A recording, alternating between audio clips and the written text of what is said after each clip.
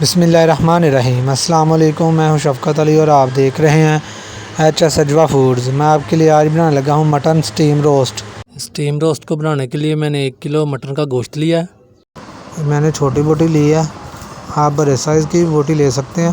इसके बाद मैंने नमक लिया 1 टेबल स्पून और काली मिर्च लिया 1 टेबल स्पून, ज़ीरा 1 टीस्पून और खुश्क धनिया 1 टीस्पून, सब्ज़ मिर्च 1 टेबल स्पून और अदरक लहसुन का पेस्ट लिया 1 टेबल स्पून। इसके बाद सिरका लिया है, ये 3 से 4 टेबल स्पून डाल के इसमें तमाम मसाले और नमक डाल देंगे। अगर आपने स्पाइसी करना है स्टीम रोस्ट को, इसमें सुरख मिर्च डाल लें। मैंने स्पाइसी नहीं करना, इसलिए मैंने सुरख मिर्च नहीं डाली। हस्बे ज़ायक़ा आप सुरख मिर्च कम या ज़्यादा डाल सकते हैं, लेकिन इसमें 1 टीस्पून जाएगी सुरख मिर्च की। तो इस तमाम मसालों का अगर आप दही में भी मिक्स करना चाहें तो दही में भी कर सकते हैं। दही में का भी फ्लेवर बहुत अच्छा आता है। और इस गोश्त को अच्छी तरह मिक्स करके 1 घंटे के लिए फ्रिज में मैरिनेट कर लेंगे। और मैरिनेट करने के बाद इसमें हम 2 टेबल स्पून कॉर्नफ्लोर, मकई का आटा होता है ना, उसको हम अच्छी तरह डाल के और इसको मिक्स कर लेंगे।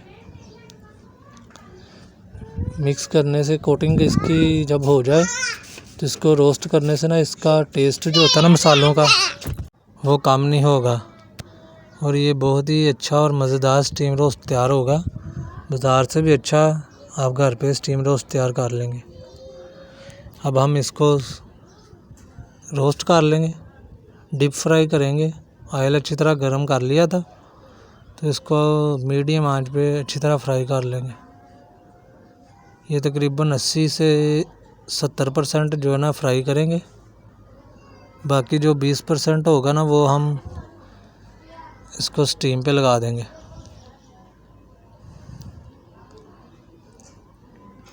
ये देखिए माशाल्लाह हमारा तमाम गोश्त फ्राई हो गया था।